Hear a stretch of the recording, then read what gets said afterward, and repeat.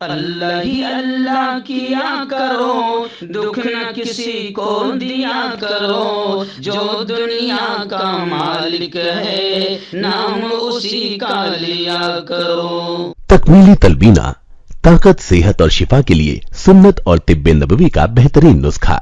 अपनी ताकत व सेहत को बढ़ाने और हमेशा बाकी रखने के लिए हर रोज सुबह नाश्ते में खुद भी इस्तेमाल करें और अपने घर वालों को भी इस्तेमाल कराएं।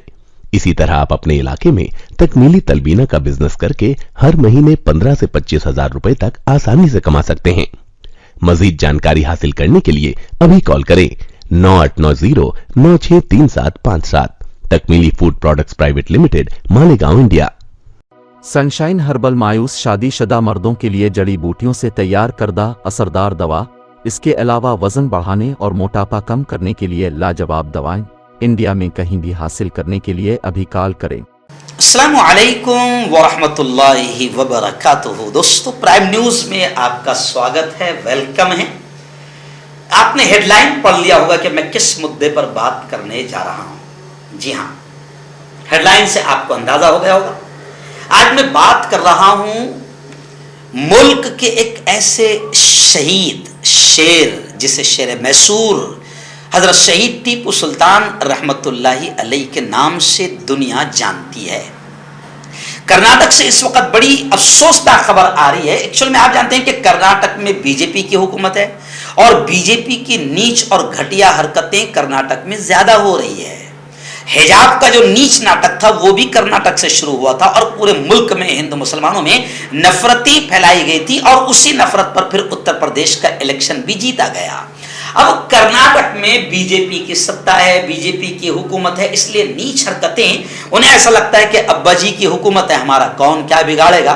तो इस चक्कर में वो वीरों का भी अपमान कर रहे हैं, शहीदों का भी अपमान कर रहे हैं, मुल्क के लिए जिन्होंने आजादी की जंगें लड़ी है उनका भी अपमान कर रहे हैं, उनकी भी बेइज्जती कर रहे हैं। आप और मैं, जितने लोग सुन रहे हैं मेरी इस खबर को, सब जानते हैं कि हम बचपन से पढ़ते आ रहे हैं कि मुल्क की आजादी की जंग में पहली लाइन में खड़े रहने वाला अगर कोई वीर और कोई मुजाहिद था तो वो थे हजरत शहीद टीपू सुल्तान रहमतुल्लाहि अलैहि, जिन्हें शेर मैसूर के नाम से याद किया जाता है।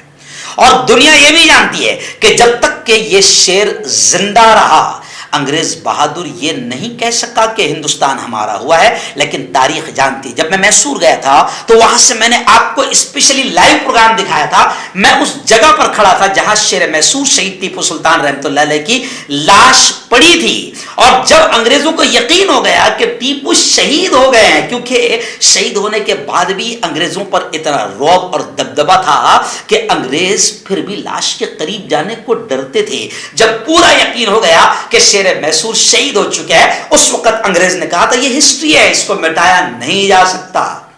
इस वक्त हिस्ट्री को मिटाने की कोशिश की जा रही है, लेकिन हिस्ट्री खत्म नहीं की जा सकती, तारीख को भुलाया नहीं जा सकता।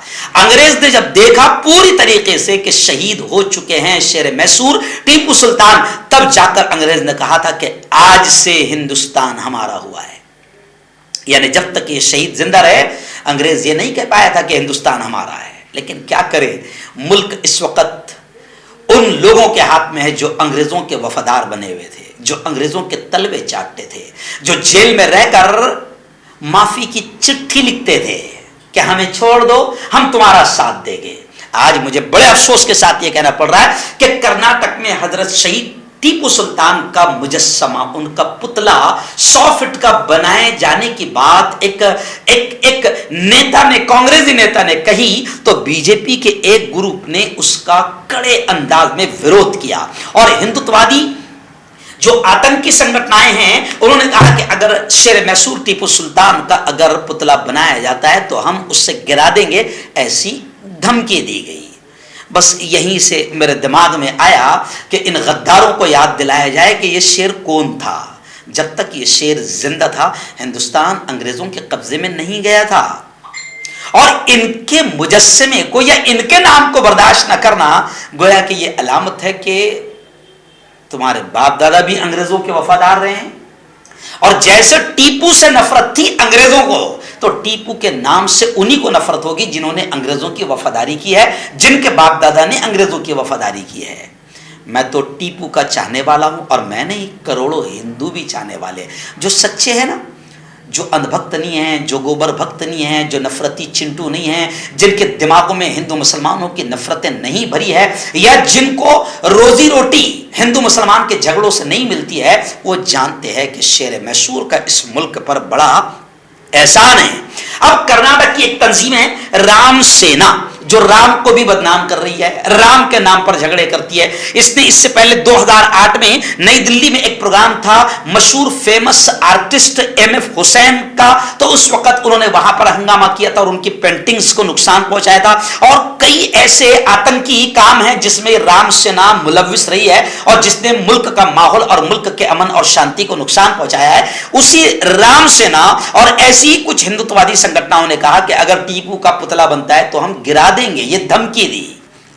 लेकिन कुछ हिंदू ही उन पर थूक रहे, बल्कि हिंदू नहीं, कुछ बीजेपी वाले ही उन पर थूक रहे।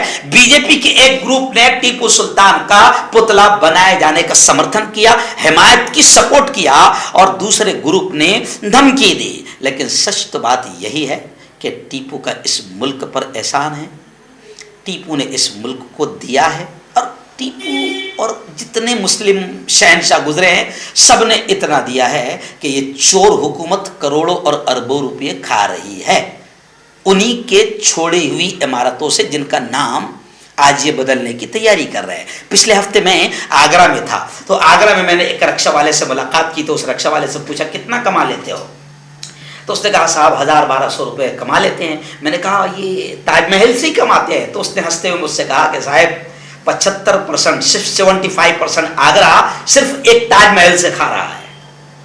तो आगरा ताजमहल से पूरा आगरा खा रहा है, हुकूमत करोड़ों रुपए खा रही है, मगर उनके नामों से नफरत है। तो मैंने आगरा में खुलकर, क्योंकि मैं एक सियासी नेता भी हूं, खुलकर मैंने कहा कि भाई अगर जब ताजमहल का नाम पसंद नहीं है, मुसलमान का नाम पसंद नहीं है, तो एक काम करो ना, ताजमहल को ही गिरा दो, न रहेगा बांस न बजेगी बांसुरी, और गिरा दो लाल किले को, जहां पर खड़े रहकर झंडा लहराते हो 15 अगस्त और 26 जनवरी को। लेकिन नहीं गिराएंगे, क्योंकि इन इमारतों से जो मुसलमानों ने छोड़ी है, अरबों रुपये खा रहे हो। तो नफरती चिंटुओं, मुल्क अच्छा चल रहा है, लेकिन क्या करे, तुम्हारी कुर्सियां और तुम्हारी दुकानदारी नफरतों पर टिकी हुई है। इसलिए भारत जोड़ो यात्रा भी चल रही है, क्योंकि तुमने नफरतों का जहर हवाओं में घोल दिया है। तुमने हिंदू मुसलमानों में नफरतों का जहर हवा में घोल दिया है। और हम अमन के पुजारी है, हम शांति के पुजारी है, हम एकता के पुजारी है, हम अखंडता के चाहने वाले हैं, हम मुल्कों को बचाने वाले। हमारे बाप दादाओं ने अंग्रेजों से मुल्क को बचाया था। तो मैं कभी कभी हंसते हंसते कहता हूं कि हमारे बाप दादा गोरे अंग्रेजों से लड़े थे, अभी हमें काले अंग्रेजों से लड़ना है। तो हम नफरतों के पुजारियों को जवाब देते रहेंगे, और अमन के साथ, शांति के साथ। टीपू सुल्तान के हम वफादार हैं, क्योंकि टीपू सुल्तान इस मुल्क का वफादार रहा है, और जब तक जिंदा रहा कभी अंग्रेजों से हाथ नहीं मिलाया। और हाथ मिलाना तो दूर की बात, अंग्रेज जिसका नाम सुनकर कांप जाते थे वो थे टीपू सुल्तान। तो जिन्हें टीपू से नफरत है, वो यकीनन उनका डीएनए टेस्ट किया जाए, अंग्रेजों से वफादारी का डीएनए उनका मिल जाएगा। हर्बल राइट लाया है आपके लिए मर्दाना कुव्वत का इलाज, वो भी जड़ी बूटियों द्वारा। इसके अलावा आपके जिस्म में किसी जगह पे दर्द हो, आप हमसे दवाइयाँ हासिल कर सकते हैं। देश विदेश में स्क्रीन पर दिए गए नंबर पर कॉन्टैक्ट करें। देसी शिफा लाए हैं मर्द और औरतों के तमाम गुप्त रोगों का इलाज। पहली खुराक में हैरत अंगेज़ असर देखें। अगर आप हमसे इंडिया और इंडिया से बाहर दवाई हासिल करना चाहते हैं, स्क्रीन पर दिए गए नंबर पर कांटेक्ट करें। Thank you. दाद खाज खुजली का जड़ से इलाज डॉक्टर शेख नाजिम से कांटेक्ट कीजिए 8983547069 पर। जोड़ों का दर्द, पाइल्स, बवासीर, एसिडिटी, वजन का कम करना, गुर्दों और मसानों की पथरी, गुप्त रोग, बालों का झड़ना और सफेद होना, इन तमाम बीमारियों के इलाज के लिए हिंदुस्तान आयुर्वेदिक सेंटर जलगांव। जोड़ों की पुरानी से पुरानी लाइलाज तकलीफ जैसे घुटनों का दर्द, पीठ और कमर का दर्द, कंधे, गर्दन और पैरों में दर्द के लिए संधि प्लस। क्यों होता है जोड़ों में दर्द? क्यों रहती है जोड़ों में जकड़न? क्यों हो जाती है जोड़ों में सूजन? क्यों बन जाती है जोड़ों में गांठ? क्यों थम सी जाती है जिंदगी?